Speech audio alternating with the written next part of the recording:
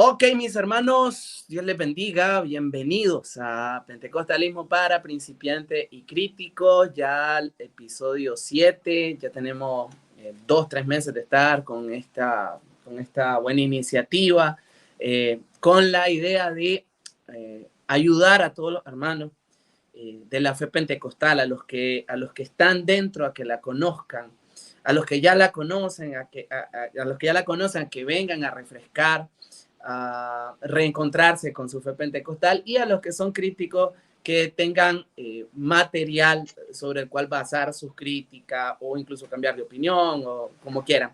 Estamos muy contentos de que ustedes puedan acompañarnos, los que lo vean en vivo, los que lo vean más al rato, los que se encuentren con esto por casualidad. Siéntanse bienvenidos. Es nuestra mayor alegría poder serles de bendición. Doy la bienvenida al invitado de toda la semana, Eliseo Jeremías Enrique de Pentecostalismo Máximo. Hermano, ¿cómo estás? Dios te bendiga. Dios te bendiga, amigo, Dios les bendiga a todos ahí que nos van a estar viendo, quizás ahora, dentro de 3 meses, dentro de 10 o dentro de 20 años, si todavía seguimos aquí, Dios no vino antes. Así que estamos muy gozosos, muy alegres de poder seguir con estas sesiones, estas formas de poder presentar el pentecostalismo y al mismo tiempo la fe continuacionista también, para que puedan ser de edificación para el cuerpo de Cristo. Hemos venido desarrollando todos estos programas de manera bastante sistemática. Tuvimos al principio un panorama acerca de lo que es el pentecostalismo, también como un mover histórico. Hicimos casi un recorrido por todo el siglo XX en 1 hora y fracción. Luego tuvimos la marca distintiva del pentecostalismo, que es la continuidad del mover del Espíritu Santo, esta interpretación bajo el lente de Lucas de lo que debe ser la iglesia. Hablamos de el don de lenguas y luego tuvimos allí un poco de apología contra la herejía unicitaria, que muchas personas lamentablemente suelen colocar a los unicitarios dentro del círculo pentecostal, pero bueno, ahí están los programas para que vayan a verlo. Bueno, la semana pasada, pero lo que pasa es que hoy estamos en jueves, nosotros hacemos los programas los lunes, pero hace 10 días, 11 días, estuvimos hablando acerca del continuismo. Nosotros como cristianos pentecostales creemos en la continuidad de los dones, pero para eso iniciamos refutando la idea contraria, la acera de enfrente, que es la cuestión del cesacionismo. El cesacionismo se ha vuelto popular en los últimos 20, 25 años con este resurgir del interés por la fe de la época de la Reforma. Y bueno, hay muchas personas que suelen pasarse al bando neocalvinista por mala experiencia en iglesias pentecostales o desconocimiento de lo que en realidad creemos los pentecostales. Y estuvimos haciendo una refutación de algunos de los pasajes bíblicos que suelen utilizar los amigos y hermanos secesionistas, perdón. Entonces, si quieres dar un resumen, Eliseo, porque nos quedó un versículo pendiente y vamos a empezar por ahí para que quede un enlace con el programa anterior. Bien, básicamente lo que estuvimos hablando en la sesión pasada fue enfáticamente de cómo poder entender la metodología de interpretación que tiene el cesacionismo. Abogo que el cesacionismo busca ser bíblico, porque sinceramente el cesacionismo tiene esta cuestión de poner a las escrituras arriba de todo, como debe ser. Sin embargo, muchas veces terminamos cayendo en lo que estuvimos hablando en la sesión pasada, que es un biblismo. Simplemente tomar la Biblia como un libro simplemente y no darnos cuenta de que también Dios se manifiesta por medio de experiencias, se manifiesta a través de otros, de otros puntos en los cuales nosotros no podemos decir que son contrarios a la palabra de Dios, pero al mismo tiempo no están por sobre encima de la palabra de Dios. ¿Por qué? Porque el fundamento de la reforma, sola escritura, solamente la escritura, no significa me agarro la Biblia, me encierro con ella en el cuarto e interpreto lo que a mí se me antoja, sino que la escritura es aquella piedra fundamental que nos ayuda a nosotros como cristianos a medir toda experiencia, toda tradición, y para ello nosotros tenemos que tener un buen conocimiento. Y a raíz de cómo estuvimos viendo el método, pudimos ir observando de que el cesacionismo tiene una costumbre en hallar en ciertos pasajes bíblicos puntos a su favor cuando el mismo texto no nos está diciendo nada sobre la cesación de los dones. Por lo tanto, estuvimos observando de que el cesacionismo parte de un método inductivo en el cual pone un presupuesto en el cual para el cual nosotros podamos observar ahí una cesación cuando en realidad no lo es. Y así que estuvimos observando ciertos pasajes para poder demostrar que bíblica y teológicamente es imposible entender de una forma adecuada la interpretación de ciertos pasajes como si nos llevaran al cesacionismo. Así es, y ustedes pueden ir, hay un playlist ahí en el canal y bueno, estuvimos, el programa anterior se llama Contra el cesacionismo, ahí nos pusimos bien apologistas, no pude buscar otro título, pero bueno, no vamos a hacer un repaso ahorita de todos los versículos, pero sí nos quedamos con que nos faltó uno y el texto en cuestión aquí, muy utilizado, por cierto, no sé cómo se nos pudo ir por alto, pero bueno, se nos fue por alto, son los dos versículos iniciales de la epístola a los Hebreos, donde dice, y te lo voy a leer para que después empecemos por ahí, Hebreos 1. Dice Hebreos 1 lo siguiente: Dios, habiendo hablado muchas veces y de muchas maneras en otro tiempo a los padres por los profetas, en estos postreros días nos ha hablado por el Hijo, a quien constituyó heredero de todo y por quien asimismo hizo el universo. Y entonces yo he escuchado, no sé si es tu caso, pero lo que yo he escuchado es, bueno, ahí está claro, Dios en otro tiempo hablaba por medio de profetas, ahora ya no habló, pues no habla definitivamente por medio de Jesucristo, lo cual quiere decir de que ya Dios no habla de otra manera que no sea esta. Entonces, respuesta a esta interpretación del pasaje. Bien, en primer lugar, vayamos al contexto. El contexto inmediato del autor de Hebreos es enseñarnos el cesacionismo o enseñarnos que el cúmulo, el punto, como yo siempre digo, el centro de la historia, de la culminación en cuanto a la redención de la obra, que al mismo tiempo tampoco termina, porque todavía no estamos, no hemos sido transformados, no estamos con Él en gloria en el reino de los cielos, pero el centro en sí es Cristo. Todo lo que no han venido hablando los profetas nos lleva a entender de que el Mesías iba a llegar. Ahora, este Mesías no era simplemente un hombre.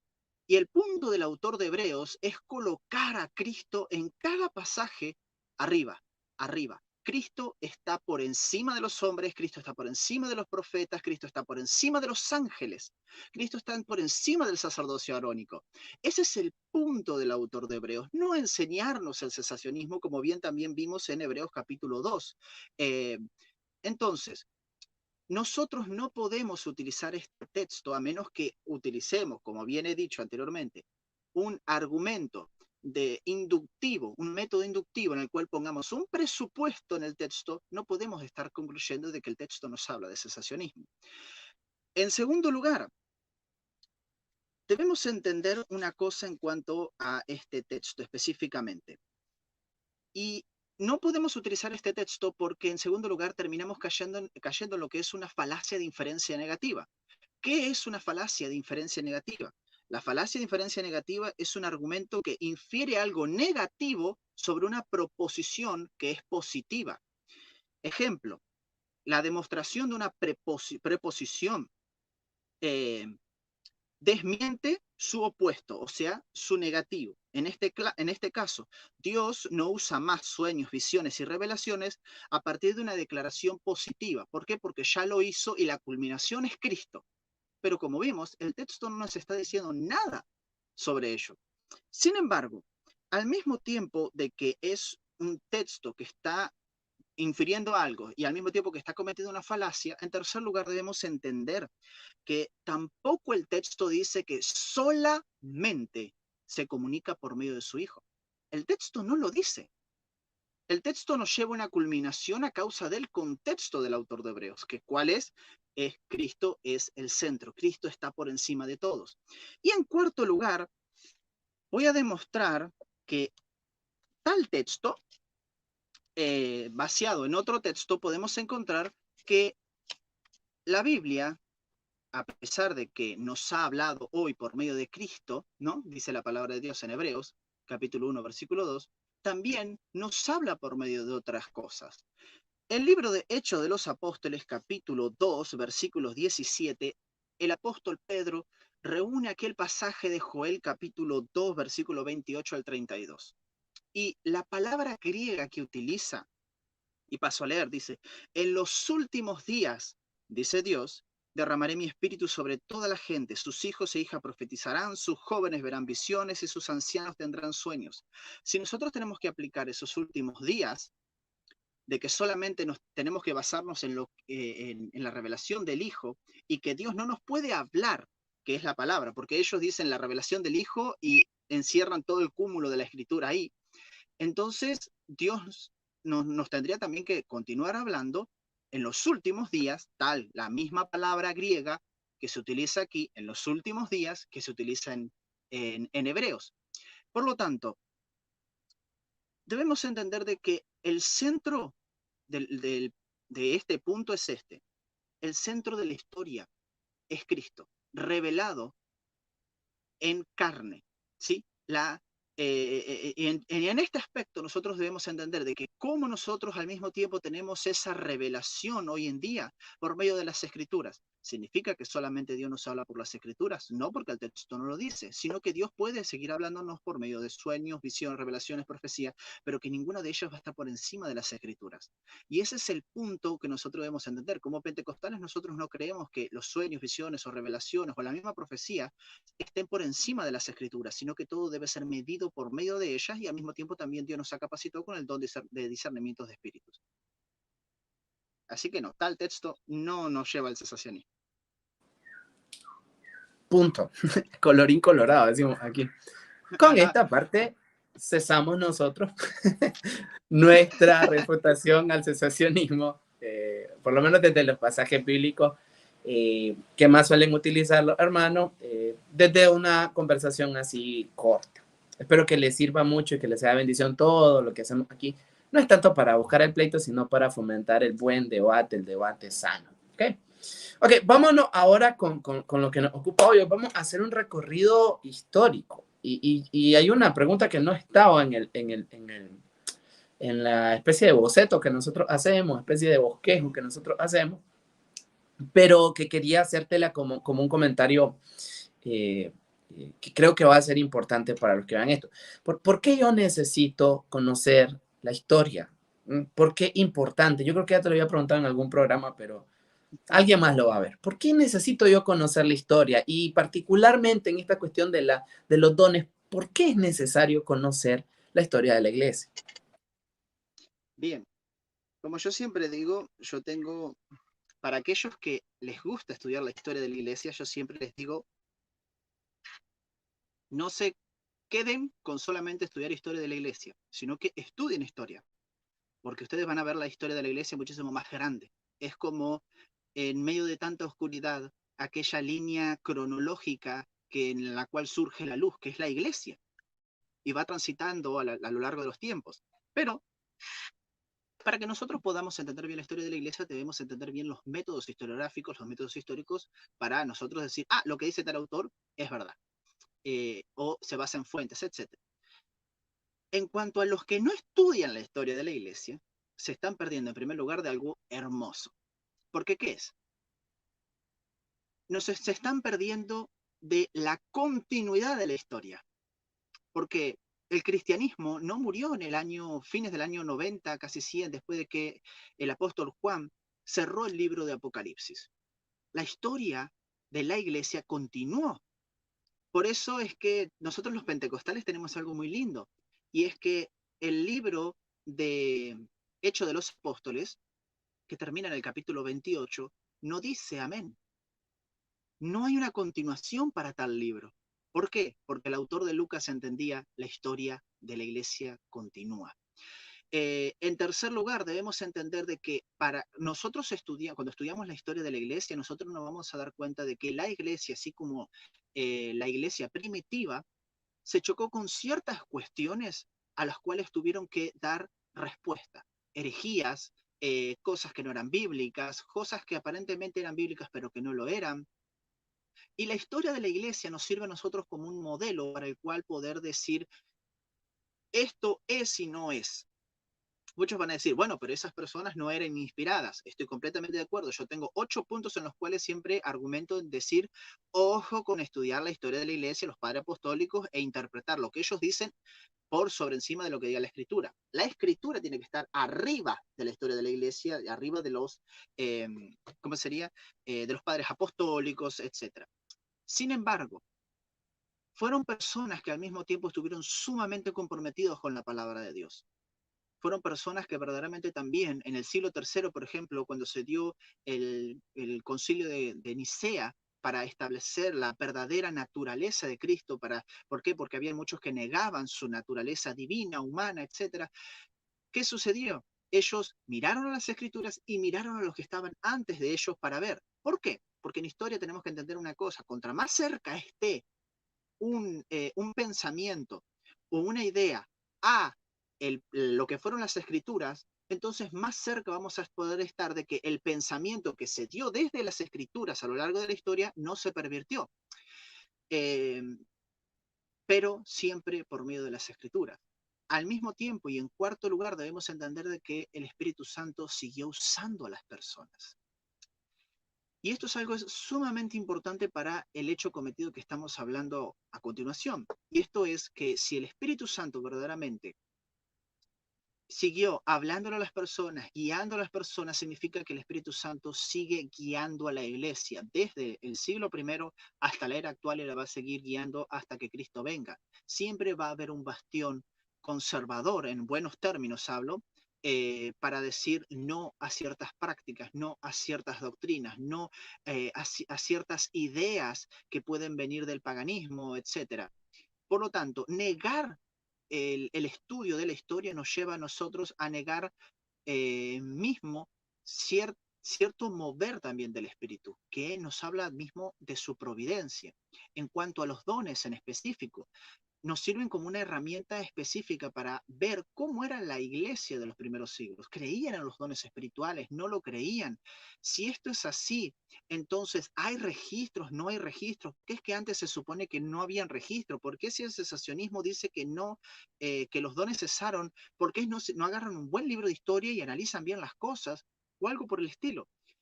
Entonces, estudiar la historia de la iglesia nos va a ayudar a nosotros ver de primera mano verdaderamente qué creían los cristianos. Porque cristianos, buenos cristianos, cristianos que buscan la consagración, que buscan verdaderamente la santificación, que buscan la plenitud y la llenura del Espíritu Santo, no son solamente y no aparecen en el siglo XX o principios ahora que estamos en el siglo XXI. Viene a lo largo de toda la historia y eso es algo que nosotros debemos entender y tomar al mismo tiempo, en quinto lugar, el ejemplo de ellos. Hay cosas a las cuales vamos a decir, no, no, esto no, pero hay cosas en las cuales vamos a decir, wow, me gustaría tener la fe de este hombre. Wow, me encantaría tener las actitudes que tuvo este hombre, el compromiso con la palabra de tal hombre. Y es inspirador y nos ayuda muchísimo, porque el Espíritu Santo, como ayer hablaba con un chico al cual le estoy dando clases de apologética, eh, el Espíritu Santo utiliza los argumentos apologéticos también, porque sabe cómo y con quién tratar. Entonces, de la misma forma, eso puede ayudarnos también a que el Espíritu Santo use la historia de la iglesia para incentivarnos a nosotros, quizás estamos en un momento de dificultad o en alguna angustia. Si nos inspiramos con aquel pasaje que habla de que Elías era un hombre común como nosotros, que tenía padecimientos, ¿cómo no nos vamos a inspirar con cientos y miles más que también son como nosotros y dijeron no al pecado por búsqueda de santidad, llenura del Espíritu, etcétera? Y aquel patrón que la escritura describe en Eclesiastés, no hay nada nuevo. ¿Qué es lo que viene? Es lo que ya fue. La historia tiende a repetirse. Entonces, cuando nosotros podemos identificar esos patrones a nivel colectivo, a nivel global, como iglesia, vamos a estar mejor preparados para dar una respuesta adecuada. Podremos prever y prevenir también los errores que ha cometido la iglesia a lo largo de la historia y también aprender de las cosas buenas que Dios en su gracia ha concedido por medio de tantos y tantos siervos fieles. Así que bueno, animarle a todos ustedes a investigar la cuestión de la historia. Ok, vamos a la acera de enfrente. Los hermanos cesacionistas, ¿cuál es su comprensión histórica, teológica del cesacionismo? ¿Cómo lo argumentan ellos? O sea, cuando ellos van a dar un repaso a 2000 y tantos años de iglesia, ¿cómo hacen ellos para decir, bueno, nosotros creemos que los dones cesaron y estas son las evidencias en tal época, esto y esto y esto y esto? Bien, es curioso porque por regla el tema de la continuidad de los carismas presupone necesariamente la verificación fuera del texto bíblico. Eh, es como te decía en la sesión pasada, es como que uno tuviera una central eléctrica y corta la luz y la da en una cuadra, pero no verifican verdaderamente si tras apretar el botón, ahora esa cuadra tiene necesariamente luz. Eh, y acá en Argentina, que tenemos muchos cortes de luz, lo sabemos, porque supuestamente dan la luz, pero acá en la cuadra no hay luz. Entonces, podemos hacer un análisis de si la escritura afirma o no afirma la cesación de los dones bajo una muy buena hermenéutica. Se pueden juntar muchas personas para tratar de entender enfáticamente de si la Biblia apunta o no al cesacionismo. Pero necesariamente tenemos que buscar las conclusiones al final de la Biblia. ¿Por qué? Porque si no hacemos esto, no son personas bíblicas, sino biblicistas. Quieren, quienes desprecian un análisis post-bíblico, ¿sí? Terminan cayendo en un grave error porque aíslan la escritura en un punto en el tiempo cuando la historia continúa. No tiene el mismo carácter infalible de inspiración tampoco, pero la historia continúa y lo que opinaron ciertas personas a lo largo de la historia es sumamente importante.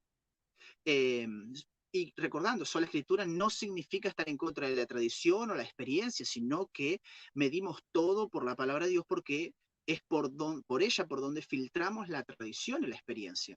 Entonces, el cesacionismo en sí es un tiro en el pie para ser verificado por la historia.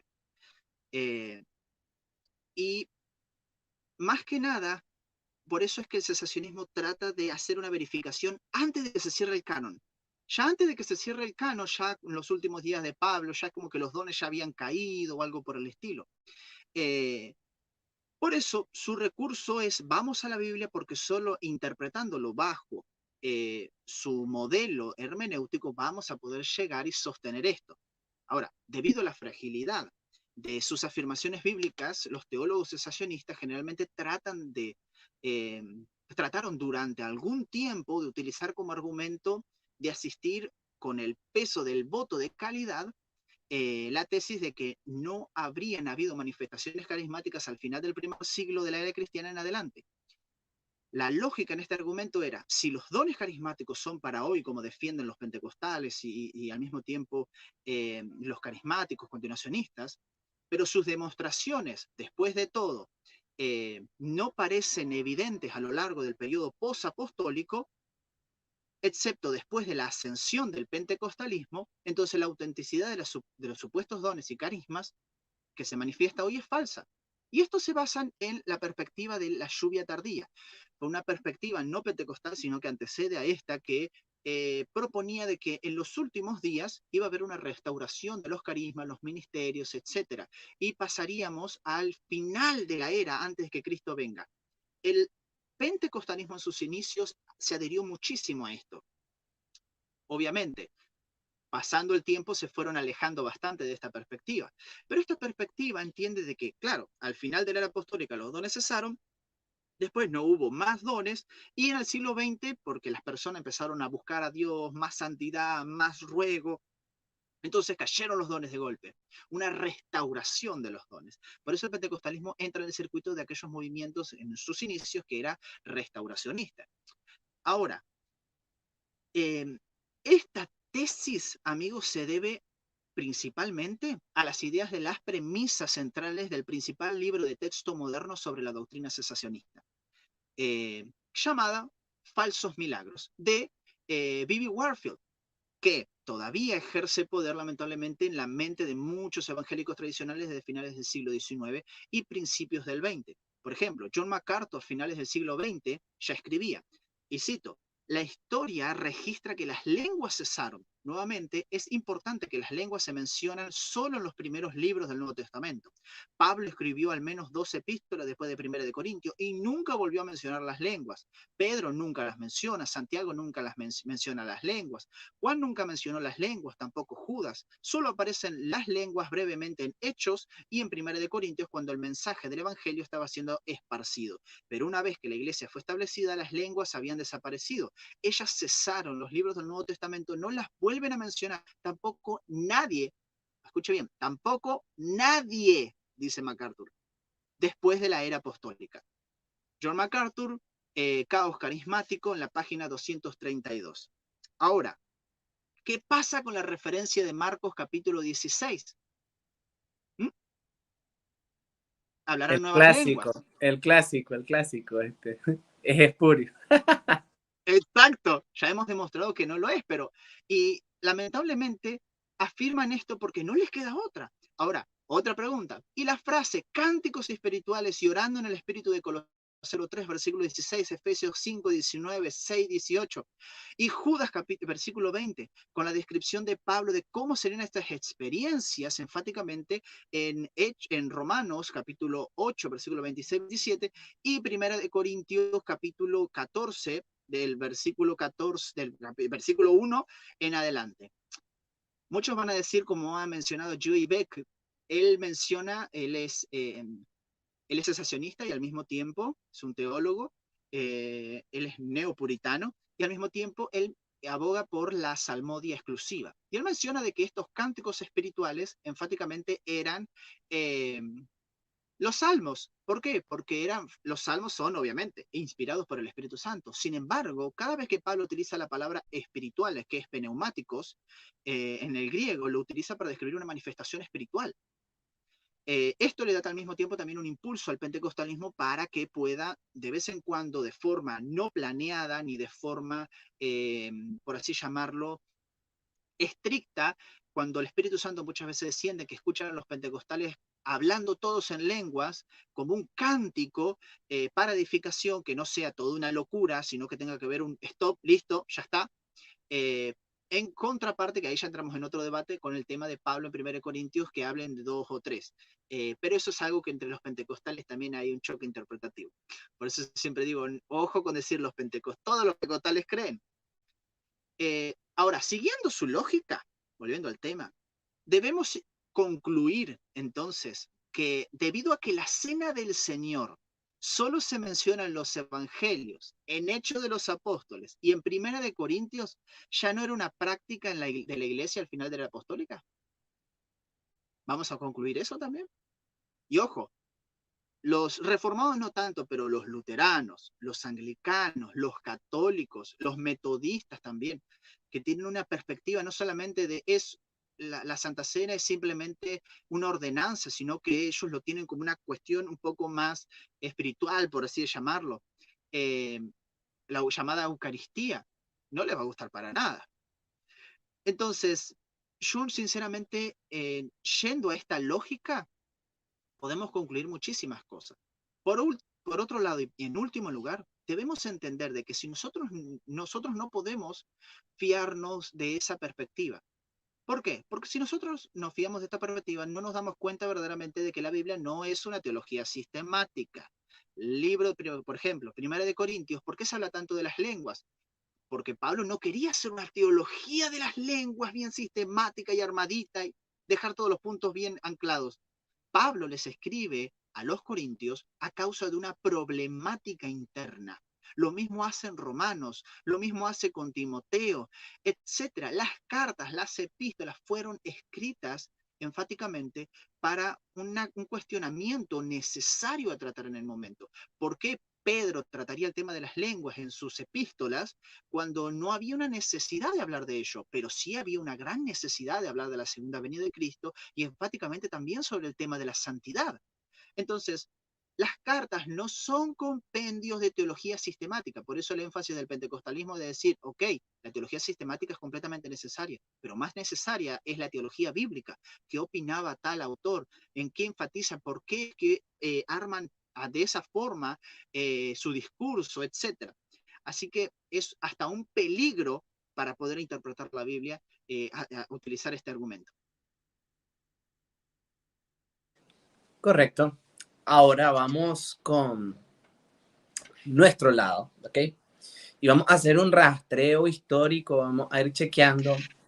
Sería genial tener una gráfica a la cual abocarnos, pero bueno, en la mente de nuestros estimados oyentes, las personas que están del otro lado, vamos a tratar de irlo haciendo de manera cronológica. Así que recuerden, esta es una línea que vamos a tratar de trazarla desde la época de los apóstoles hasta nuestros días. Así que olvídense de que hoy vamos a llegar hasta el siglo XX y el siglo XXI. Es misión imposible. Aquí vamos a pasar buen rato, pero que quede más que certificado que sí hay evidencia, ¿no? De la continuidad de los dones a lo largo de los siglos y que ese es, bueno, la Biblia es al final el argumento definitivo, pero dado que estamos hablando de una experiencia, el que históricamente esta esté registrada es también un gran baluarte a favor del continuacionismo. Así que esto yo espero que les sirva a muchos de los que nos vean para evidencia y para también seguridad, para que sepan que su fe pentecostal está bien cimentada, que no es algo que nos inventamos, que no es algo que es novedoso, que no estamos aquí con es una nueva revelación que contradice la escritura en absoluto. Ese es el propósito. Ok, miren, el ministerio de Jesús se desarrolla durante las primeras 3 décadas del siglo I y después pasamos a algo que se llama la era apostólica, que el ministerio de los apóstoles, parte de ello descrito en el libro de los Hechos, época durante la cual se escriben la mayor parte de las epístolas del Nuevo Testamento y se desarrollan principalmente entre el año 40 y la caída de Jerusalén. Más o menos esas 3 décadas es la época apostólica. Los hermanos cesacionistas dicen de que hay una evidencia clara de que los dones iban en decadencia ya durante esta época. Bueno, ¿qué podemos decir acerca de la era apostólica y a favor de la continuidad de los dones? Eliseo. Bien, debemos entender lo consiguiente, que en el primer siglo de la era cristiana, además de las abundantes menciones bíblicas de las manifestaciones de los dones espirituales, en un periodo que van del 25 a 35 años después de la efusión y manifestación y caída del Espíritu Santo en el día de Pentecostés, que es Primera de Corintios 55 después de Cristo, Marcos 55, 65 después de Cristo, Hechos 60, 65, según una perspectiva de fecha bastante conservadora, ¿no? Eh, Efesios, al año 62 después de Cristo, vemos que al final del primer siglo la obra de las enseñanzas de los 12 apóstoles, más conocida como la Didache, que está fechada entre el año 60 y 100 después de Cristo, menciona que había profetas, profecías, y estas cuestiones comunes, eran comunes ese periodo. Por lo tanto, no podemos concluir, mismo antes de que finalizara el siglo I, la Didache, un documento que hasta tenía tanto valor que muchos quisieron hasta incorporarla en el canon, la Didache nos está diciendo de que las profecías y los profetas eran algo común en la iglesia. Por otro lado, incluso a finales del primer siglo encontramos a Clemente de Roma, que escribe, y él nació entre alrededor del año 10 al 100. Fue colaborador de Pablo. Filipenses capítulo 4, versículo 3 lo menciona. Y refiriéndose a los dones espirituales como algo activo en la iglesia de su tiempo, en un texto que habla de la unidad del cuerpo de Cristo y que refleja los mensajes de Pablo en Romanos capítulo 12 y Primera de Corintios capítulo 12 al 14, donde también se enfocan los dones. Clemente de Roma afirma que los dones espirituales son importantes para ayudar a los cristianos en sus funciones como cuerpo de Cristo, por lo que cada uno, dice, y leo textual, cada uno debe ponerse al servicio de su prójimo según los dictados de sus particulares dones espirituales. Un detalle interesante, destacado por historiadores y teólogos como John Knotts, Hans von Klaus Penhauens, Adolf Harnack, Hans Kunk, Rudolf Budmann, Eddie Hyatt, Crane S. Kenner, N.T. Wright, Larry Hurtado y James Dunn, es que en la iglesia primitiva tenía un énfasis sumamente carismático que se reflejaba en su propia forma de organizarse. Y eso es algo sumamente importante. Ahora, en cuanto al tema que mencionaba nuestro hermanito de la gráfica, les tengo una buena noticia porque yo mientras voy armando y armado todo el boceto, cuando nosotros terminemos a hablar sobre el tema de la historia, los dones de la iglesia, los dones a lo largo de la historia, vamos a estar ofreciéndoles un PDF gratis para que ustedes puedan verificar todo.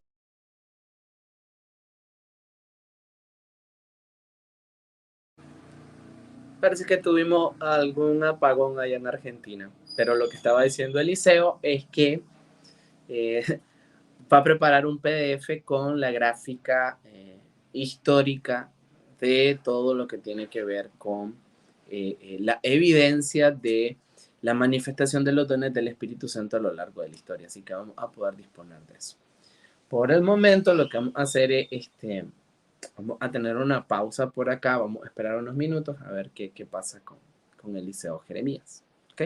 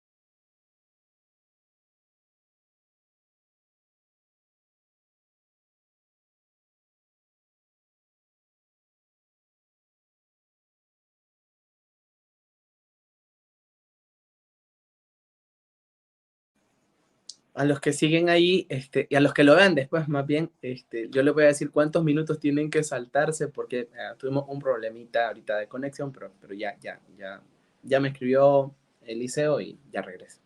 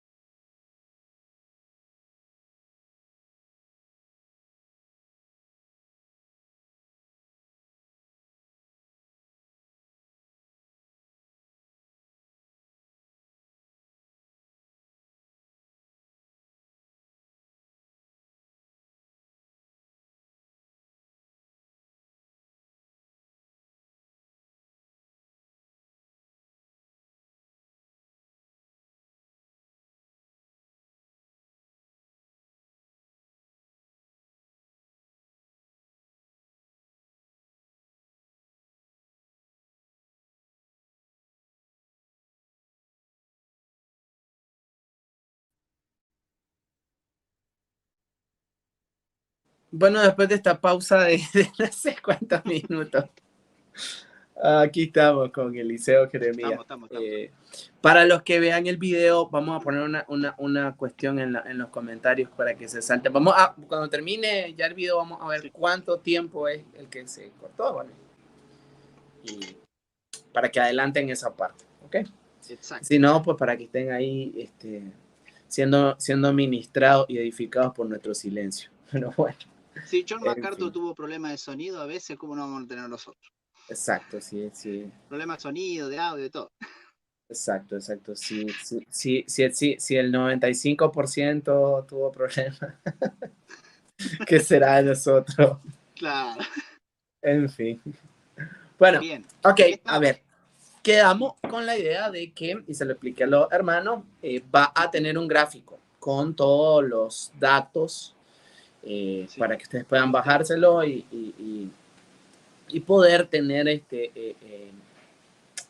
datos concretos. Dicen exacto. en los debates de deportes, dato mata relato. Entonces, cuando ustedes le salgan con el relato sensacionista, el dato aniquila esos argumentos. Entonces, vamos a avanzar un poco en el tiempo. Estábamos en la era apostólica y estábamos hablando de la Didache o Didache o Ujú. Didache, hay múltiples nombres para ese escrito. Vayan y Sí, consíganlo. Es bastante bonito porque te deja ver cómo fueron los, por así decirlo, los cultos de los discípulos directos de los apóstoles.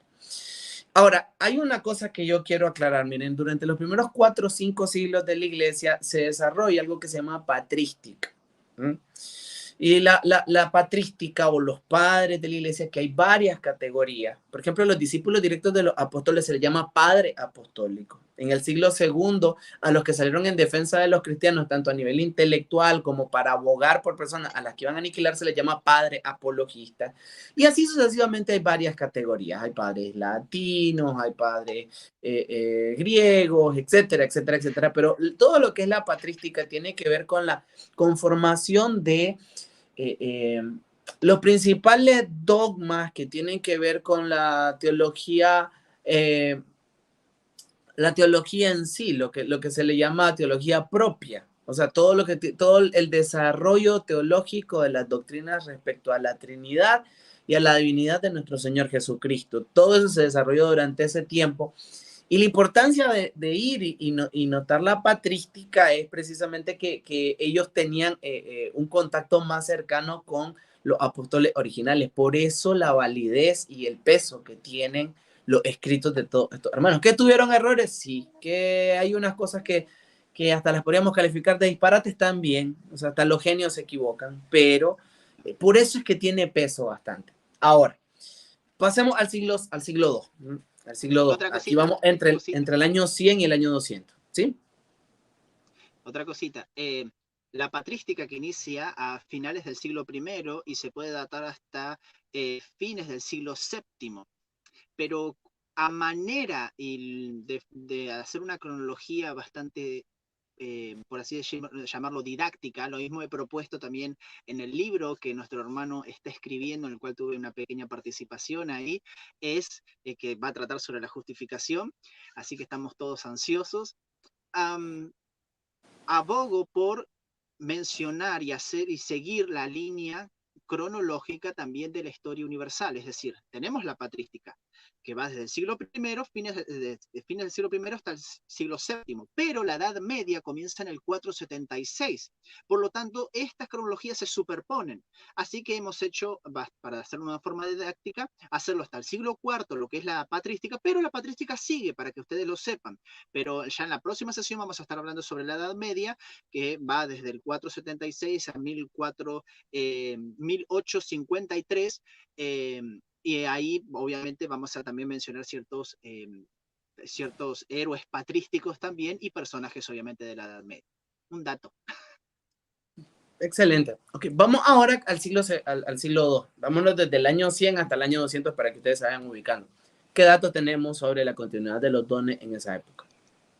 Bien, Principios del siglo segundo encontramos a Ignacio de Antioquía, el año 68, el 117, con escritos fechados entre el año 98 y el 117, fecha de su martirio en Roma, afirmando en una carta a Policarpo, en el año 69, 155 vivió, que era obispo de Esmirna y discípulo directo del apóstol Juan, que Policarpo debía, abro cita, pedir a Dios las cosas invisibles para que se manifiesten visiblemente en nosotros, para que nada os falte y estéis colmados de todos los dones espirituales. Carta a Policarpo, capítulo 2, versículo 2. Es decir, Ignacio le ordena a Policarpo que le pida a Dios que le dé revelaciones sobrenaturales. Además, la palabra traducida como dones espirituales en el griego, en esta carta, es exactamente la misma que aparece en el griego original en Primera de Corintios capítulo 12, versículo 4.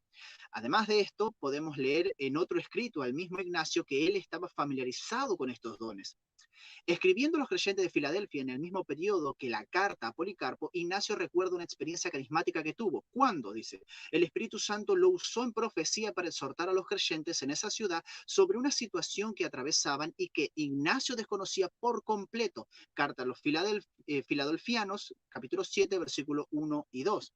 Incluso a principios del siglo segundo tenemos registro de los carismas en la obra del pastor de Hermas, escrita entre el año 142 después de Cristo y 155 después de Cristo, que algunos padres de la iglesia lo tenían en tal alta estima que lo colocaron al lado de los libros canónicos del Nuevo Testamento. En este trabajo, su autor relata una serie de visiones sobrenaturales que había recibido, donde mensajeros divinos le hablaron directamente y le dieron mensajes que Dios quería que dejara registrado en un libro para todos los cristianos. Además, en el capítulo 43 del refinado trabajo, habla de las diferencias entre los falsos profetas y el verdadero profeta. Y al presentar las cualidades del verdadero profeta, los versículos 8 y 9 declaran, y ahora cita, el Espíritu Santo no habla cuando el hombre quiere, sino solo cuando Dios quiere que lo haga. A pesar de esta referencia, obviamente, a un ángel del Espíritu profético, siendo responsable de llenar a este hombre del Espíritu Santo, por eso que hablamos, bien hablaba Emma, hay cositas que uno tiene que tomar con pinza.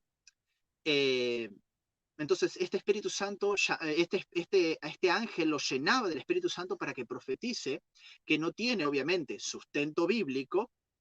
Lo importante aquí, en este pasaje y a lo largo del libro, es el hecho de que los cristianos del siglo segundo, que tenían esta obra en alta estima, tomaron las revelaciones y profecías sobrenaturales como absolutamente naturales en el siglo segundo, como en el primer siglo de la era cristiana. Así que, principio del siglo primero, del siglo segundo, perdón, los dones continuaron. Vamos al siglo segundo. En el fines del siglo segundo tenemos a Justino Mártir, nació en el 100 y vivió hasta el 165. En su diálogo con Trifón, hablando de dones de revelación, de poder y de locución, el obispo Ireneo de León, que vivió en el 130 al 202, gran opositor del movimiento gnóstico de su época, escribió en su obra clásica rebautizada en la era moderna con el nombre Contra las herejías. Habla de dones de revelación en presciencia, ¿sí? O sea que tenía conocimiento de las cosas, aunque no le hubiesen dicho las cosas, dones de poder, sanando y haciendo milagros, y hasta dones de locución con profecía. En contra de las herejías, capítulo 5, capítulo 6, también leemos el siguiente testimonio de Ireneo, abro cita. Como también hemos oído de muchos hermanos en la iglesia que tienen dones de profecía y que hablan por el Espíritu en toda clase de lenguas y que sacan a la luz lo oculto a los hombres para el bien común, y dan a conocer los misterios de Dios. Hasta afirma, no es posible saber la cantidad de dones que la iglesia en todo el mundo ha recibido de Dios en el nombre de Jesucristo. Libro 2, capítulo 49.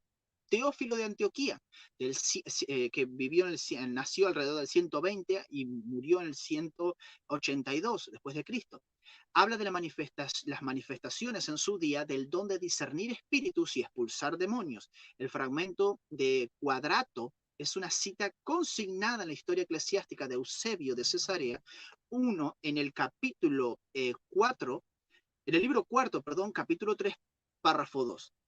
Aunque la confirmación nos viene de Eusebio de Cesarea, el cual escribe en su historia de la iglesia en el siglo IV, que dice, entre los que por estos tiempos eran famosos estaba también Cuadrato, del cual refieren una tradición que sobresalía en el carisma profético como las hijas de Felipe, obviamente hecho de los apóstoles. Eh, Eusebio de Cesarea, Historia Eclesiástica, libro 3, capítulo 37, versículo 1. Cuadrato, este apologista cristiano conocido más antiguo, obispo de Atenas y uno de los padres apologistas griegos, fue también defensor de la continuación de los dones espirituales. Otro en confirmar la manifestación de los dones espirituales como algo bastante común en la iglesia de finales del siglo II es un pagano, así como lo escuchan, un pagano, el filósofo griego Celso. La primera obra pagana conocida que atacaba a los cristianos fue La Palabra Verdadera de Celso, probablemente publicada en el año 177 al final del gobierno del emperador romano Marco Aurelio. No tenemos su obra completa en nuestros días, y esto es una pena. Solo existen algunos fragmentos y extractos publicados por el teólogo cristiano Orígenes, que vivió en el 184 al 254 después de Cristo, ¿no? Y en su obra contra Celso, escrita 70 años después, en el 248, y que, como su nombre indica, fue escrita para contrastar las herejías que hablaba Celso, punto por punto, para el teólogo e historiador protestante Hans Lietzmann, el pasaje es claro. Y él dice, abro cita, cuando Celso añade que el discurso procedía de sonidos incomprensibles y locos, que no transmitían ningún significado y que sin embargo eran interpretados por un hombre que solo podía haber sido un fraude, el caso era obviamente un ejemplo de la glosolalia con interpretación posterior. Y esto lo dice una persona pagana. Por lo tanto, esta comprensión de que las lenguas necesariamente siempre fueron xenolálicas no entra en la comprensión de la historia de la iglesia. Tenemos ambos casos. Así que, por lo tanto, del siglo segundo, principios y fines del siglo segundo, tenemos a los cristianos creyendo todavía que los dones continuaron. Ahora bien, en este siglo segundo es que les digo que viene la segunda categoría o la segunda generación de lo que a nivel global es la patrística. A estos padres se les llamaron padres apologistas, yo repito. Apología tiene que ver con defensa y eran defensores a nivel intelectual de lo que era la fe cristiana en esa época cuando se escribe el famoso libro contra la herejía, ¿no? Pero uno de estos padres apologistas que es bastante cuestionado por los cesacionistas, es casi desestimado por el hecho de haber sido tan obviamente continuista, fue este señor Tertuliano. Tertuliano, además de un apologista, él era un abogado y una especie de historiador. Él uno de los primeros en recopilar lo que hasta ese momento había acontecido. Bueno, y Tertuliano es alguien que hacia el final de sus días, hacia el final de su época, tiene relación bastante con otro personaje que muchos mencionan los hermanos cesacionistas, que es Montano, pero vamos a ir por parte. Vamos primero con Tertuliano. ¿Qué tenemos que decir sobre él? Bien, tal y como nos estaba diciendo nuestro amigo Tertuliano, a fines del siglo segundo y principios del siglo tercero, leemos en sus escritos, que vivió en 160 al 240, que los dones carismáticos todavía estaban en el uso de la iglesia. También menciona en su obra Para la Escápula que muchos, y ahora cita, muchos hombres ilustres, sin mencionar a la gente común, han sido curados de enfermedades y librados de demonios. En su obra Contra Marción alude a las profecías, revelaciones, lenguas glosoláricas e interpretación de lenguas. Tertuliano es un hombre que en muchas cuestiones, yo por ejemplo mismo estoy en desacuerdo con su legalismo contra las mujeres. Y obviamente era un hombre que también tuvo muchos errores, como lo tienen todos los hombres en la historia de la iglesia y los tenemos nosotros. Pero su creencia en la continuación de los dones es inequívocamente una verdad. Y al mismo tiempo, aunque muchos utilizan ciertos pasajes de Tertuliano que critica este movimiento llamado montanista, la realidad es que Tertuliano en ningún momento niega los dones carismáticos, sino que trata de asumir, y ahora vamos a ver con el tema del montanismo, cierto énfasis a tener cierto cuidado porque el montanismo se estaba yendo de las manos. Por lo tanto, Tertuliano era, además de ser uno de los grandes apologistas, fue una persona que buscó tener un serio compromiso con el Espíritu Santo y sus manifestaciones, tanto internas como externas. Ok, ahora vamos con Montano, que es el tema más... ¿cuál sería la palabra? ¿Cuál sería el adjetivo aquí? Más escabroso. ¿Por Más qué? Porque a Montano, neopentecostal, perdón. el más neopentecostal. Exacto, a Montano se le suele relacionar como el primer, yo he escuchado personas decir que fue el primer pentecostal de la historia, ¿no? Y entonces se le achaca que la ortodoxia de la época lo condenó, lo refutó y que por eso se debe descartar a partir de él todo. ¿Quién fue Montano? Todo esto es muy introductorio, yo repito, yo espero que después de lo que usted escucha aquí usted vaya a investigar por su propia cuenta, pero ¿quién fue Montano y por qué se nos quiere echar encima la culpa de lo que él hizo? Bien, yo grafiqué este punto, como si bien se lo mandaba en el boceto a nuestro hermano, para que me dé el ok, de que el montanismo es el comienzo del movimiento cesacionista. Cualquiera diría, no, pero si Montano y los montanistas creían los dones espirituales. Esperen, porque a nivel sociológico e histórico, las implicaciones del montanismo lleva a la incredulidad de muchas personas para, que eran un puñadito bien chiquitito, tener cierta reminiscencia sobre los dones espirituales. Ahora, ¿qué fue el montanismo? El montanismo fue un movimiento que surgió alrededor del año 172 después de Cristo, en el siglo II, en Frigia, en Asia Menor, en la Asia Menor romana. Era un área donde se encuentra hoy en día, por ejemplo, Turquía. Uno de sus más importantes seguidores fue Tertuliano. Tertuliano convivió y estuvo y congregó con los montanistas. ¿Por qué? Porque Montano, a pesar de ser un gran apologista, una persona muy enfática en el misticismo, en la continuación de los carismas, era al mismo tiempo una persona que quería vivir llena del Espíritu, quería tener contacto con ese Dios todopoderoso. Y obviamente si hubiese habido algún movimiento cesacionista en aquella época, Tertuliano lo hubiese huido. Pero el movimiento toma su nombre de Montano, que era su líder, quien era un cristiano sin un oficio eclesiástico, conocido por tener el don de profecía y que un día creyó haber recibido una nueva profecía, que consistía en llamar a la gente al inminente regreso de Cristo, guiándolos a una vida de mayor ascetismo en busca de la santidad. Para promover esta nueva profecía, pasaría por las ciudades acompañada por dos mujeres, una llamada Priscila y otra Maximilia. Los tres eran personas que hablaban en lenguas y profetizaban y se consideraban la voz del Paracleto, o sea, la voz del Espíritu Santo. Es decir, los portavoces del Espíritu Santo, que habló principalmente a través de las dos mujeres, que era Priscila y Maximilia. Se ha dicho muchísimo del movimiento montanista, literalmente, especialmente por escritos muchos años después de la época del inicio del movimiento, que muchos estudiosos hoy en día eh, creen que han sido más leyendas y distorsiones creadas por sus oponentes a lo largo de los años que realmente lo que era y lo que nos dicen las fuentes primarias. Debe destacarse dos hechos acerca de los montanistas. En primer lugar, la nueva profecía fue todo un error. Sí, así como en los inicios del movimiento unicitario con su nueva luz, ¿no? Y muchos pseudo pentecostales que se alejan de la ortodoxia propia del pentecostalismo, queriendo enfatizar una luz o una profecía por encima de lo que dictan las escrituras, esto es un error, esto es una distorsión completa del verdadero pentecostalismo.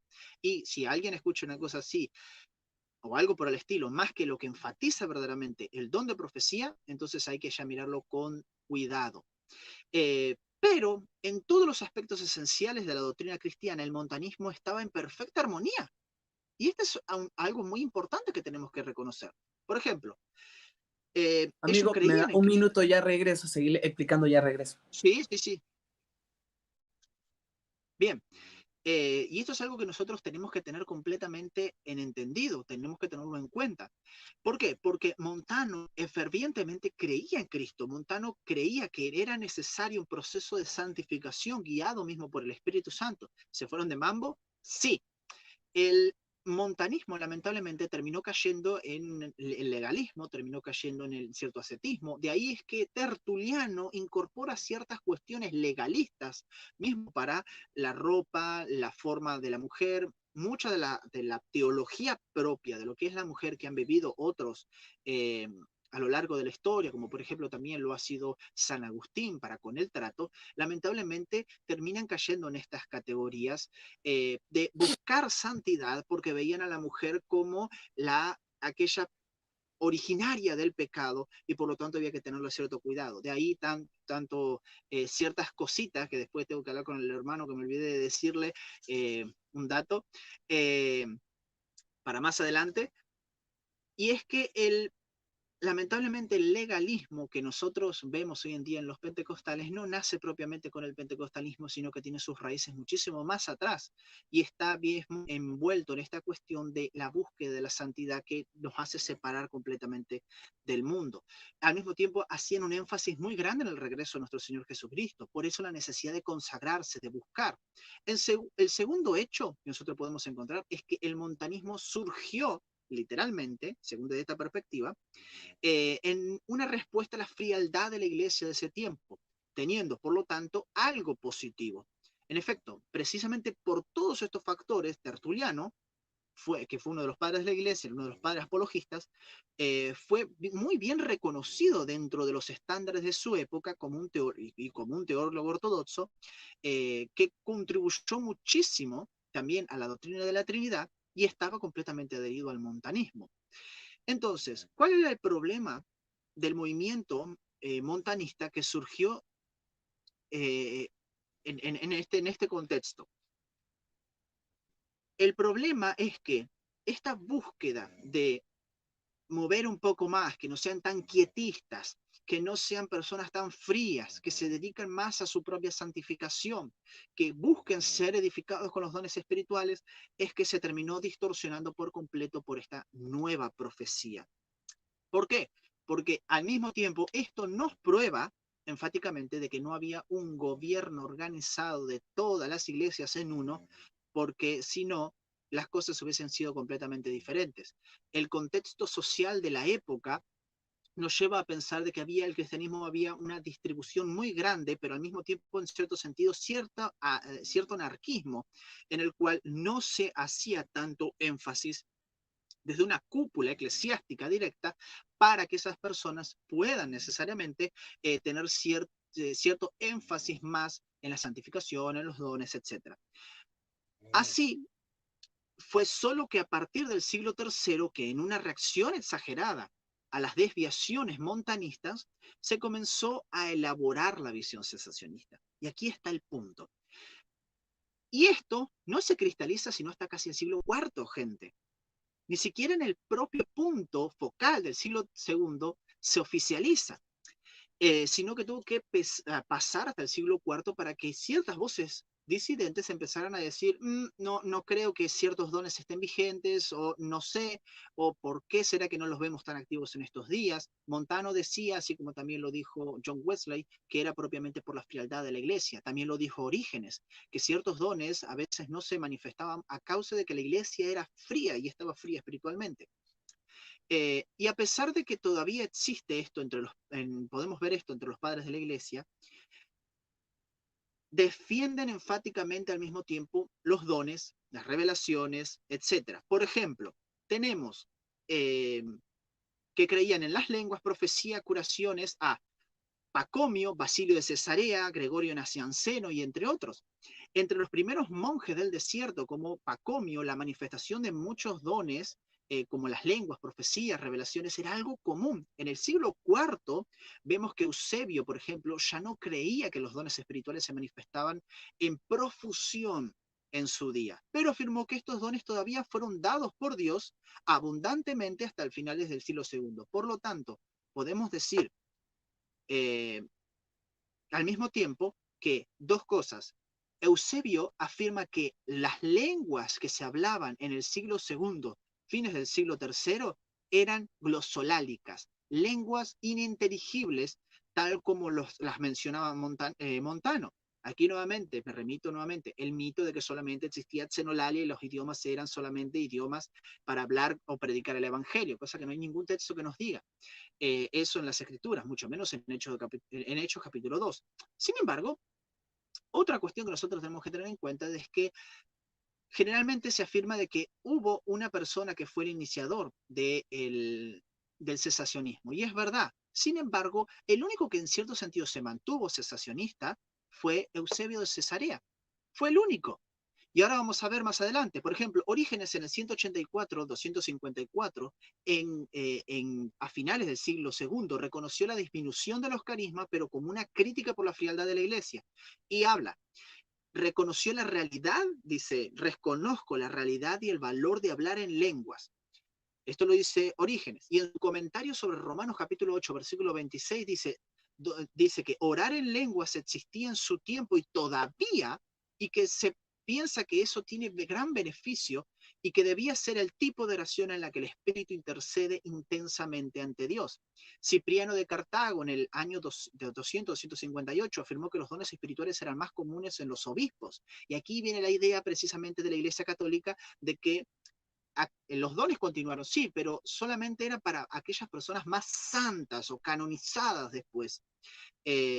Cosa que el movimiento carismático contra la Iglesia Católica hoy en día ha querido cambiar. Todos podemos manifestar los dones del Espíritu Santo. Pero que dentro del pueblo de Dios existían personas que tenían visiones y había niños que hablaban en lenguas.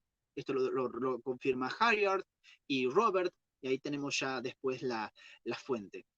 Finalmente, poco más de un siglo después, en el siglo IV, tenemos a Teodoreto de Ciro, 393 al 466, Juan Crisóstomo en el 347, 407 en el lado oriental, y Agustín de Hipona en el lado oeste, ayudando a enterrar, lamentablemente, y aquí es donde entra el tema del cesacionismo, eh, esta cuestión a finales del cuarto siglo o el quinto.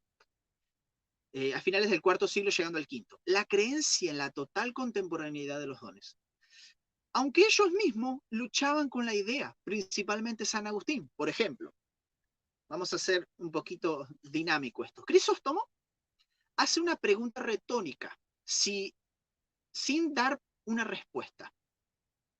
Y los autores contemporáneos, por ejemplo él, sí la dan. Además de que el texto es una homilía, no un tratado teológico. Por lo tanto, cuando los cesacionistas utilizan a Crisóstomo, no mencionan el género en el cual él está redactando y que él no da una respuesta, sino que plantea una interrogante. Y esto es, según su homilía sobre 1 de Corintios, capítulo 36, versículo 7, enfáticamente si los dones hoy en día continúan, ¿qué pasa que no los vemos con tanta proliferación? Sin embargo, los autores contemporáneos a su época sí confirman la continuación de los carismas. Recordemos que la iglesia cristiana no estaban en un foco todos reunidos como si fuera toda una denominación conjunta, estaban repartidos por todo Asia Menor, Europa. Eh, por otro lado, tenemos a Teodoreto, que no afirma tampoco cesación, sino una disminución de los carismas en comparación a la era apostólica, cosa que todo continuacionista cree, todo continuacionista, todo pentecostal cree, que en la era de la iglesia tenemos focos en los cuales pueden haber más carismas y otros menos, pero no una cesación de golpe. Hay lugares en donde hubo muchos dones, muchos carismas, sin embargo, otros lugares en donde no hubo tantos.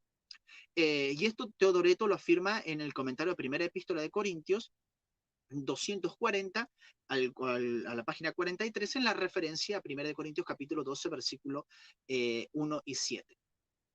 Y tenemos a San Agustín, que fue el enfático en promover la teoría misma que también agarraría a Eusebio de Cesarea para sostenerla básicamente por toda su vida, ya que no tenemos ninguna referencia en que él creyera enfáticamente que los dones continuaron en su época. Y San Agustín decía, y abro cita, estas fueron señales adaptadas para ese tiempo, hablando sobre los dones continuacionistas, los dones del Espíritu, ¿no? Esto se hizo por señal y terminó. ¿Por qué? Dice él. ¿Quién espera en estos días que las personas sobre quienes imponen las manos para que reciban el Espíritu Santo deben inmediatamente empezar a hablar en lenguas? Sin embargo, él posteriormente cambió de opinión. Él afirma: todavía hoy se realizan milagros en su nombre, se realizan todavía hoy muchos prodigios, los realiza el mismo Dios a través de quien le place y como le place, lo mismo que realizó los que tenemos, lo mismo que realizó en los que tenemos escrito. El tema de San Agustín era de su increencia, por eso que yo siempre digo, el cesacionismo parte de una perspectiva de incredulidad, es que está esta cuestión de que no creo, ¿sí? No creo. Lo mismo que se le puede decir a un ateo: ¿por qué no crees que en los milagros? ¿Por qué no creo? Pero tú viste lo que pasó con tal mujer. Dios la libró de un accidente que los mismos científicos que analizaron el auto pues, tendrían que haber dicho que tendría que haber muerto. Y bueno, pero no creo. Es incredulidad. San Agustín, lamentablemente, fue una de esas pocas personas que negó las lenguas. Aunque él tuvo episodios, y muchos historiadores, por ejemplo, Weizsäcker afirma de que él tuvo una manifestación en su iglesia en África, en donde todos comenzaron a hablar en lenguas. Pero el énfasis de San Agustín estaba en esta cuestión de la evidencia del bautismo con el Espíritu Santo. Él creía que había un bautismo en el Espíritu Santo, pero no supo hacer una distinción, una separabilidad teológica entre la regeneración y el bautismo en el Espíritu. Por eso es que muchos del ala reformada y del magisterio protestante afirman, siguiendo una perspectiva paulina y no una perspectiva lucana, que el bautismo en el Espíritu Santo es el nacer de nuevo. Y por lo tanto, San Agustín afirmaba: si es nacer de nuevo, entonces cada vez que una persona nace de nuevo tiene que hablar en lenguas. Pero San Agustín nunca se opuso a las profecías, nunca se opuso a los otros dones carismáticos ni nada por el estilo. Aunque fue un férreo, por así llamarlo, cesacionista en sus inicios, después él mismo terminó escribiendo textos a favor del continuacionismo y haciendo hasta un registro histórico de cuántos dones, maravillas, revelaciones habían en su época. Por lo tanto, debemos entender que el rechazo de su vigencia, ¿sí?, en el siglo IV, se debía a una incomprensión de una obra subsecuente de la regeneración. Agustín creía que el libro de Hechos atestiguaba de forma irrefutable que las lenguas eran la señal del bautismo en el Espíritu Santo. Pero esta experiencia no era subsecuente a la regeneración, sino el mismo acto u obra del Espíritu. Pero, como dije, era continuacionista. Así que debemos entender esta cuestión en cuanto a la continuación de los dones, a pesar del tema del montanismo. Ahora, creo que ya nos falta uno más, ¿no? Sí, que sería básicamente, ¿cómo? Y esta es una pregunta, es lo que les decía de la importancia de la historia, del por qué vale la pena ver los problemas del pasado para poder anticipar y responder a los problemas actuales y los futuros. Y es lo siguiente: ¿cómo los excesos del montanismo no invalidan el hecho de que el Espíritu Santo siguió repartiendo dones a su iglesia a lo largo de los siglos, y cómo eso podemos trasladarlo a nuestro contexto, y cómo los excesos que se dan, sobre todo en el neopentecostalismo, no invalidan el hecho de que el Espíritu Santo sigue repartiendo dones a su iglesia? Así es. Y mismo nosotros debemos entender, como bien ya lo ha dicho nuestro amigo aquí, Elma, sobre, por ejemplo, 1 Corintios, Pablo menciona los excesos, Pablo corrige los excesos, Pablo nunca les dice, como muchos: son ustedes una manga de herejes que se van a ir al infierno. Pablo nunca hace eso. Entonces nosotros debemos entender de que una iglesia que manifiesta descontrol en los dones espirituales necesita corrección, necesita ayuda, necesita comprensión de la palabra y no un tratamiento de son herejes. ¿Por qué? Porque esto solamente lleva a la contienda. Y ahí está el verdadero problema. Ahora, es el mismo argumento, amigos y amados hermanos, que utilizan los ateos y las personas del mundo, como le decimos los pentecostales, aquellas personas que no son parte de la iglesia, no han nacido de nuevo, que no congregan, las personas que son del mundo.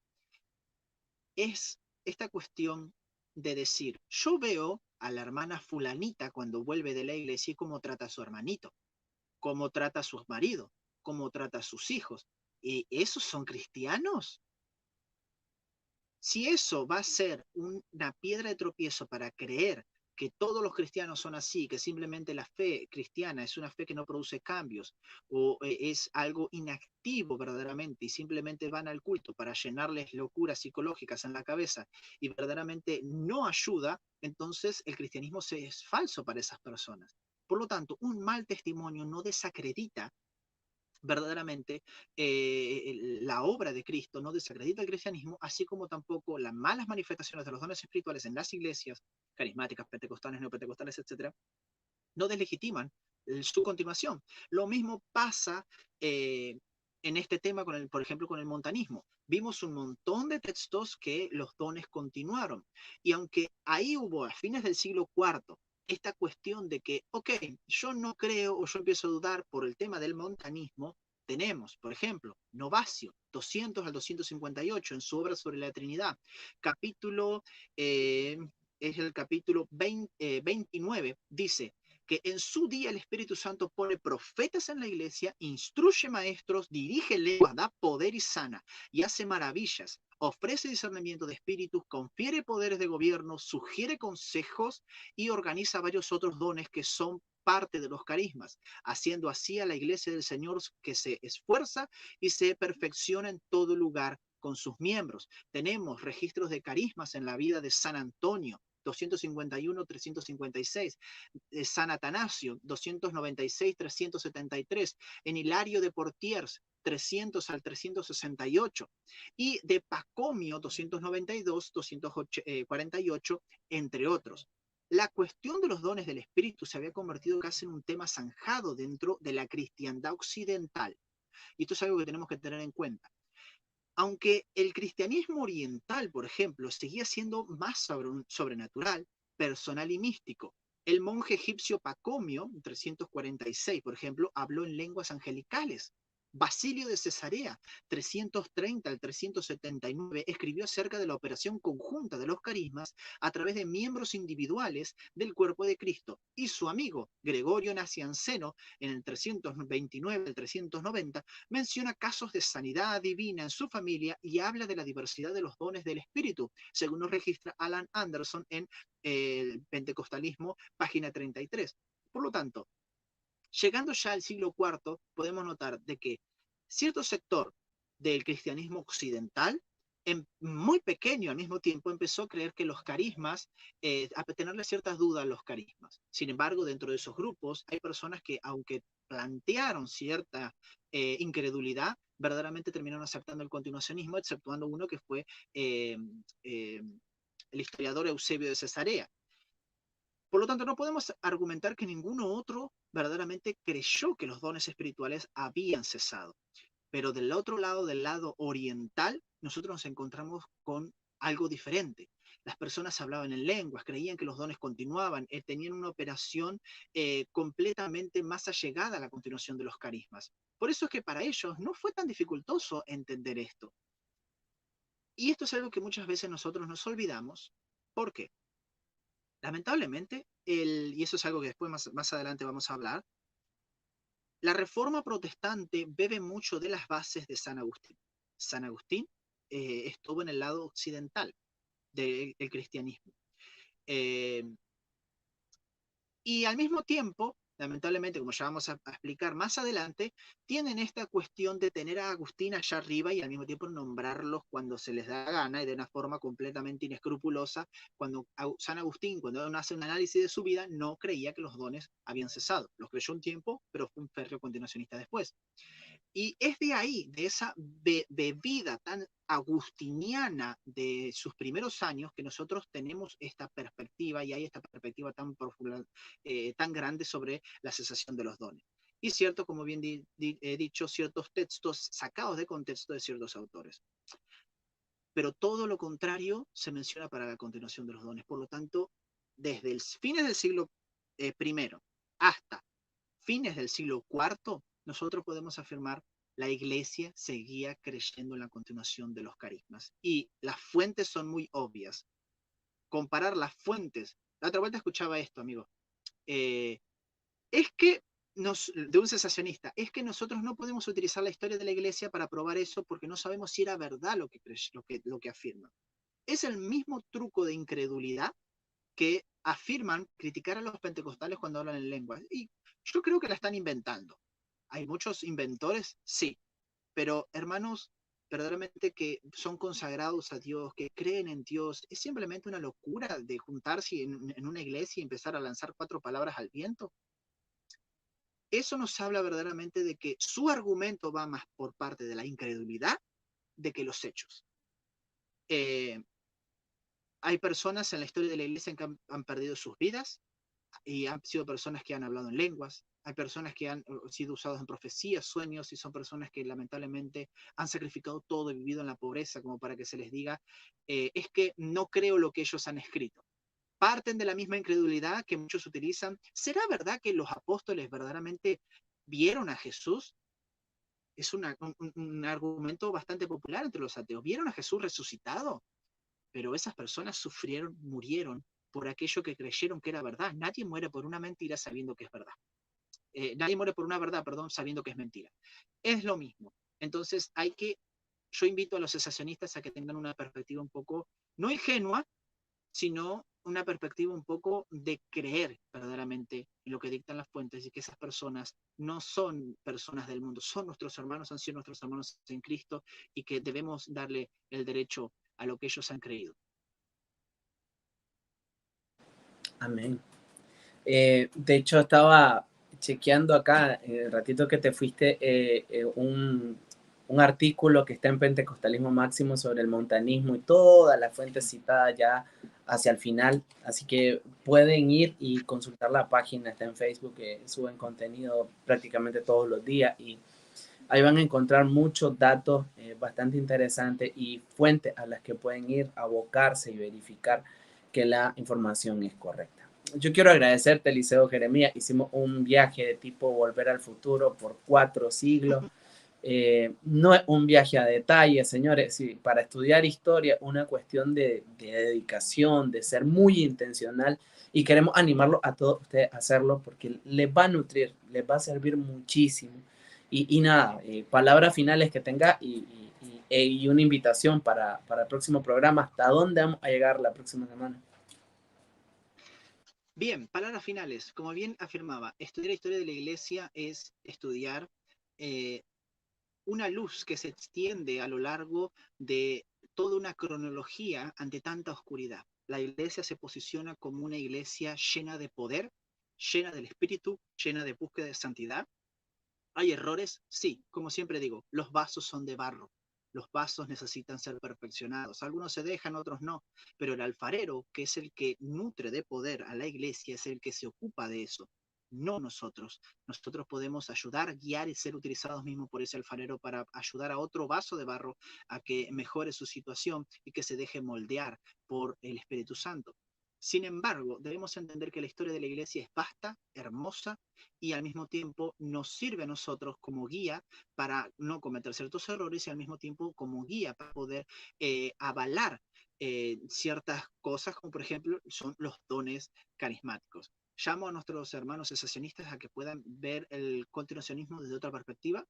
No solamente debe basarse en la Biblia es nuestra única regla de fe y práctica sobre el cual nosotros podemos ver si lo que dice la tradición va acorde a lo que dice la palabra de Dios. Porque si la palabra de Dios no hablara de que las personas hablan en lenguas, ¿de qué nos serviría de que la historia de la iglesia haya creído que las personas pueden hablar en lenguas?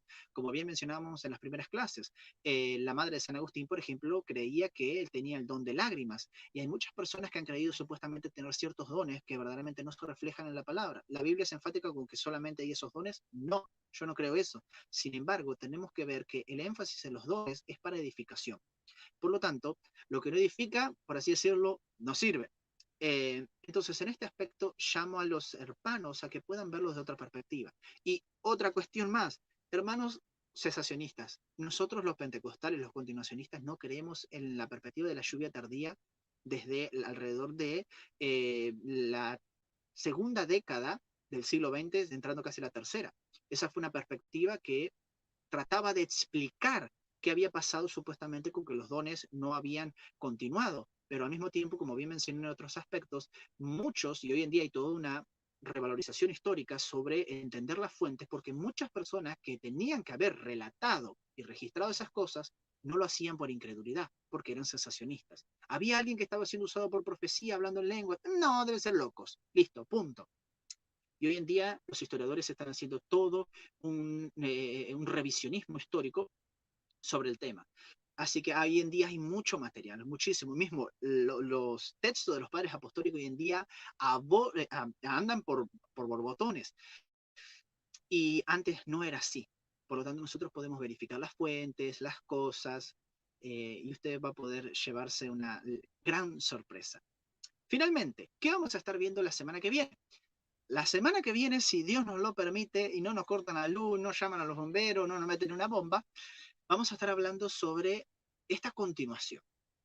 Como bien dije, la patrística continuó hasta el siglo VII, pero la Edad Media empieza alrededor del 476 después de Cristo. Por lo tanto, vamos a abordar esta continuación en esta línea que se superpone a partir de la Edad Media, principio del siglo V, y vamos a estar mencionando si en la Edad Media, cumbre, por así llamarlo, de que muchos dicen de la Iglesia Católica, los dones continuaron. Al mismo tiempo vamos a estar hablando sobre qué pasa en la Edad moderna. Surge el racionalismo, aparece también Bill Warfield, hay muchas cosas que nosotros vamos a poder ver y muchas cosas se van a llevar una gran sorpresa porque sé que va a ser de gran bendición y al mismo tiempo obviamente vamos a estar hablando, si Dios nos lo permite, sobre la reforma. Y vamos a estar observando, yo voy a plantear una perspectiva en la cual por qué el sector del protestantismo magisterial abogaron enfáticamente por la perspectiva sensacionista. Así que, mis amados hermanos, sé que la próxima sesión va a ser una bomba porque ya estamos más cerquita de nuestro tiempo, pero ya como pudieron ver, los dones continuaron como mínimo, se los dejamos planteando ahí hasta finales del siglo V. Hermano, agradecido con vos por tu tiempo, por tu esfuerzo, por toda esa información y esperando en el Señor poder estar con usted el día lunes, ya va a ser más cerquita, va al menos espera, y poder serle de bendición es la intención total de nuestros corazones. Agradecido con vos, Eliseo Jeremías, que Dios te bendiga y que Igualmente. Dios bendiga a cada uno de los que sean parte de esto. Nos vemos el lunes, Pentecostalismo para principiantes y críticos. Nos vemos. Nos vemos.